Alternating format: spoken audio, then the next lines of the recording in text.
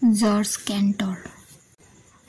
কেণ্টৰ বিশ্বৰ এজন প্ৰসিদ্ধ গণিতজ্ঞ আছিল। তেওঁ সংখ্যা তত্ত্বৰ ক্ষেত্ৰত যথেষ্ট নতুন কথা আৱিষ্কাৰ কৰিছিল আৰু গণিতৰ এক নতুন শাখা হিচাপে সংহতি তত্ত্বৰ ভেটি নিৰ্মাণ কৰিছিল।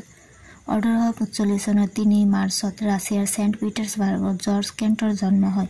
তেওঁৰ দেউতাকৰ নাম আছিল জৰ্জ ভালডেমাৰ কেণ্টৰ আৰু মাকৰ নাম মাৰিয়া আনা ভুম।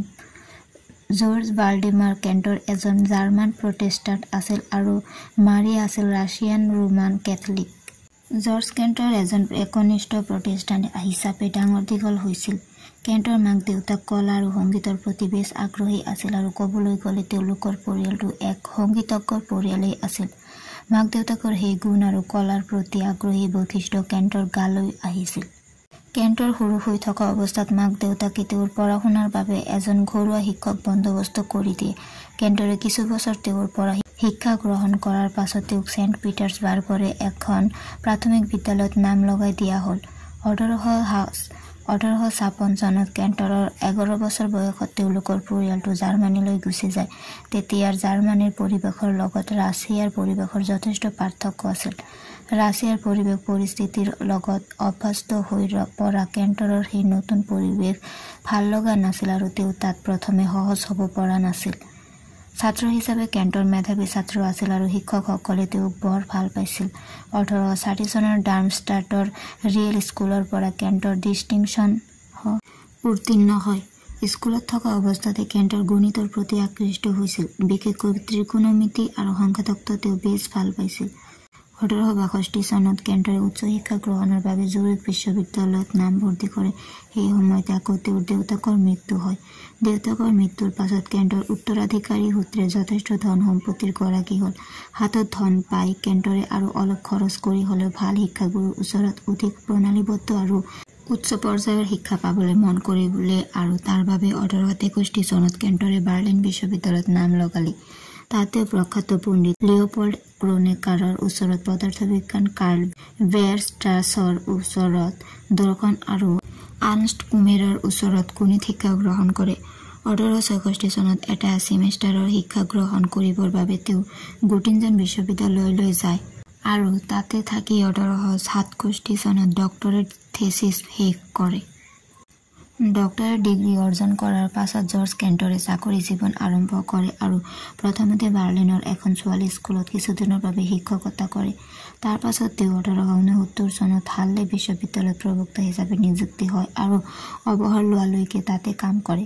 1872 চনত তেওঁ সহকাৰী অধ্যাপক পদলৈ পদোন্নতি লাভ কৰে আৰু 1879 চনত পূৰ্ণ অধ্যাপক হয়।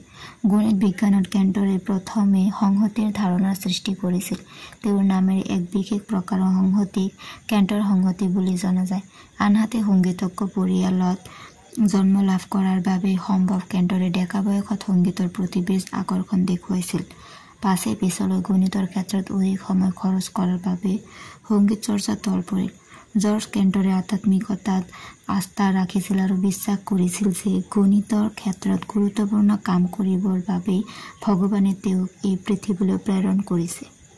কেণ্টৰৰ অভিনৱ তত্ত্ববোৰৰ বিৰোধিতা কৰা গণিতজ্ঞ অনেক আছিল আৰু কেণ্টৰ তেওঁৰ তত্ত্বৰ বিৰুদ্ধাচৰণ কৰাসকলৰ তীব্ৰ আৰু কঠোৰ সমালোচনাৰ সন্মুখীন হৈছিল। আধ্যাত্মিকতাই তেওঁক কিছু বচাই ৰাখিলেও পাছলৈ তেওঁ সেই সমালোচনাবোৰৰ পৰিপ্ৰেক্ষিতত হতাশাকে ধৰি কিছুমান মানসিক সমস্যাৰ সন্মুখীন হৈছিল। তৎসত্ত্বেও তেওঁ নিজৰ তত্ত্বসমূহক প্ৰতিৰক্ষা দি নিজৰ গাণিতিক কাম কাজ চলাই ৰাখিছিল। 1869 চনৰ পৰা 1873 চনৰ ভিতৰত কেণ্টৰে সংখ্যাতত্ত্ব সম্পৰ্কত 10খন গৱেষণা পত্ৰ প্ৰকাশ কৰে। সেই আটাইকেইখনতে কিছুমান গুৰুত্বপূৰ্ণ তত্ত্ব সন্নিৱিষ্ট হৈ আছিল। সেইকেইখনে বিশ্বৰ গণিতজ্ঞ সমাজৰ দৃষ্টি আকৰ্ষণ কৰিলে আৰু গণিতৰ ক্ষেত্ৰত কেণ্টৰ বিখ্যাত হৈ পৰিল। তাৰ পাছত তেওঁৰ এজন সহকৰ্মী হেইনৰিক এডুৱাৰ্ড হাইনেই কেণ্টৰক ত্ৰিকোণমিতীয় অনুক্ৰমৰ তত্ত্ব সম্পৰ্কত কাম কৰিবলৈ অনুপ্ৰাণিত কৰে। কিছু বছৰ আগতে জাৰ্মান গণিতজ্ঞ বাৰ্নাৰ্ড ৰিমানে এনে অনুক্ৰম সম্পৰ্কত কিছু কাম কৰিছিল। পাছে তেওঁৰ সেই অৱদানৰ পাছত এই ক্ষেত্ৰত বিশেষ আগবঢ়া হোৱা নাছিল। ৰিমানৰ কামৰ ওপৰত আধাৰ কৰি কেণ্টৰে ত্ৰিকোণমিতীয় অনুক্ৰম সম্পৰ্কত অনুসন্ধান চলাই যায় আৰু প্ৰমাণ সহকাৰে দেখুৱায় যে চলক বিশিষ্ট এক জটিল ফলনক ত্ৰিকোণমিতীয় অনুক্ৰমৰ দ্বাৰা কেৱল এটা প্ৰকাৰেহে প্ৰকাশ কৰিব পৰা যায়। 1874 চনত তেওঁ এতিয়া সংহতি তত্ত্ব হিচাপে প্ৰখ্যাত বিশেষ বিষয়টোৰ সম্পৰ্কত কাম কাজ আৰম্ভ কৰে।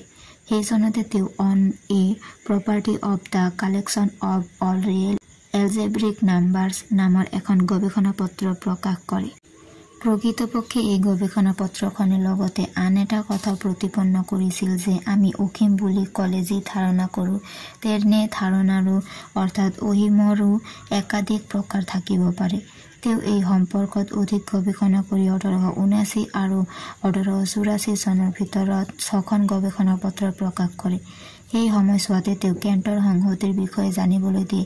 পাছে একেই সময়তে তেওঁ সংহতি তত্ত্বৰ বিৰোধীসকলৰ কঠোৰ সমালোচনাৰো সন্মুখীন হয়, যি তেওঁৰ মানসিক স্বাস্থ্যত গভীৰ নেতিবাচক প্ৰভাৱ পেলায়। অৱশ্য তেওঁৰ গণিত বিষয়ক কাম কাজ থমকি নৰল। 1874 চনতে জৰ্জ কেণ্টৰে ভেলি গাৰ্টমান নামৰ এজনী ছোৱালীক বিয়া কৰায়। তেওঁলোকৰ সংসাৰ সুখৰ আছিল আৰু 2 ছটি সন্তানৰ পিতৃ মাতৃ হৈছিল। 1891 চনত তেওঁ আনকাউণ্টেবল সংহতিৰ অস্তিত্বৰ বিষয়ে জানিবলৈ দি ডায়েগনেল আৰ্গুমেণ্ট নামৰ এখন গৱেষণা পত্ৰ প্ৰকাশ কৰে। তাৰ পাছত তেওঁ আন কেইখনমান সংহতি তত্ত্ব বিষয়ক গৱেষণা পত্ৰ প্ৰকাশ কৰে। এই বিষয়ত তেওঁৰ সেই গুৰুত্বপূৰ্ণ গৱেষণা পত্ৰ 2খন প্ৰকাশ পাইছিল 1895 আৰু 1897 চনত। কেণ্টৰ বেছিভাগ গৱেষণা পত্ৰ মেথেমেটিক্স আনালে নামৰ এখন গাণিতিক জাৰ্নেলত প্ৰকাশ হৈছিল। তাৰ সম্পাদক আছিল গণিতজ্ঞ ফেলিক্স ক্লেইন। 1904 চনত ৰয়েল ছ'চাইটিয়ে জৰ্জ কেণ্টাৰক তেওঁলোকৰ সৰ্বোচ্চ সন্মান চিলভেষ্টাৰ মেডেল প্ৰদান কৰে। পাছৰ কালছোৱাত তেওঁ হতাশাত ভুগিছিল বুলি কৈ অহা হৈছেই।